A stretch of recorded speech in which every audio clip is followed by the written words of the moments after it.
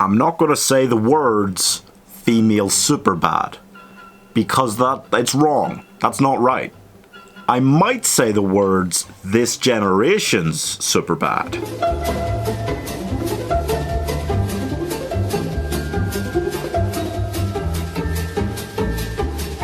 There's a difference, believe me. See, I don't think a lot of the thematic material is a lot like Superbad. You know, the characters are very different.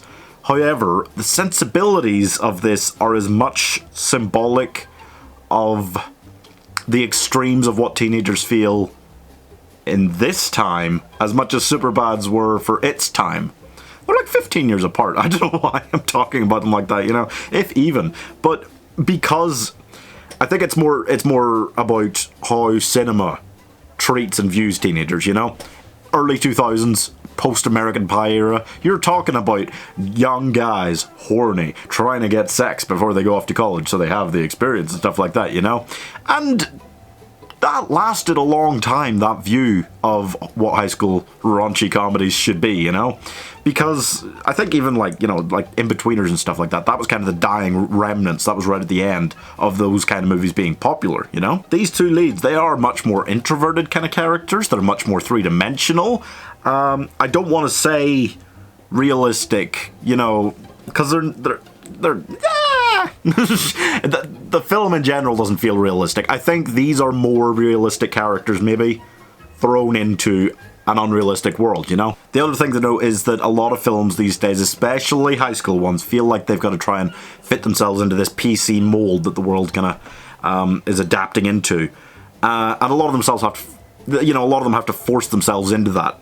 And lose, you know, it's like fitting cookie dough into a mold. You lose some of the cookie dough.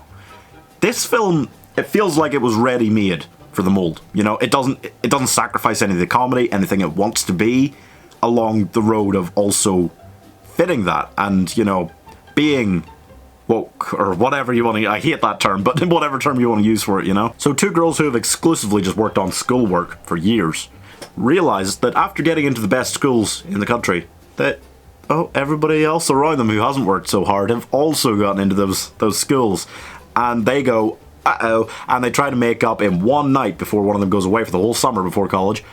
Make up for 4 years, basically, of partying that they didn't do, but everyone else did. And along the road to finding the perfect party, they go to some others. They find out their principal is a Uber driver at night. And they just generally get into a lot of messes. Yeah, a lot of messes. But can they get with the people they've been hoping to get with before the night ends? No, that'd be too easy. That'd be way too simple. That'd be what Superbad was, you know. Can't have that. Too unrealistic, those expectations. They're not going to fill our heads with those. They are going to fill our heads with the unrealistic expectations of immediately getting into whatever Ivy League school you want. But I mean, most American films are just guilty of that, you know. I think it started with Legally Blonde. Elle Evans, I mean, she worked hard for it, but I'm getting off track. Here's my 1 minute review for Booksmart. What more can I say? Well, that seems excessive. Shotgun. Just kidding. I don't have one. Damn. I didn't see it coming. I thought it would be another fairly enjoyable, raunchy high school comedy. I didn't think it would really make me care. And when these two best friends do fall apart at the kind of end of the second act, so there's drama for the third act, you really go, oh shit, I'm sad now. I care about that. They made me care more. That shows this actually is a pretty great movie, you know? I really enjoyed it. I thought Beanie Feldstein and Kaitlyn Dever were great. I already knew I loved Diana Silvers, and Billie Lourd was ludicrously hilarious. She was wonderful. I loved her character. The adults were fun characters, if not exactly three-dimensional. The comedy and romance and drama all felt like it belonged, which is a real compliment, you know, of these raunchy comedies. Only things like, it's almost like Blockers or something like that, you know?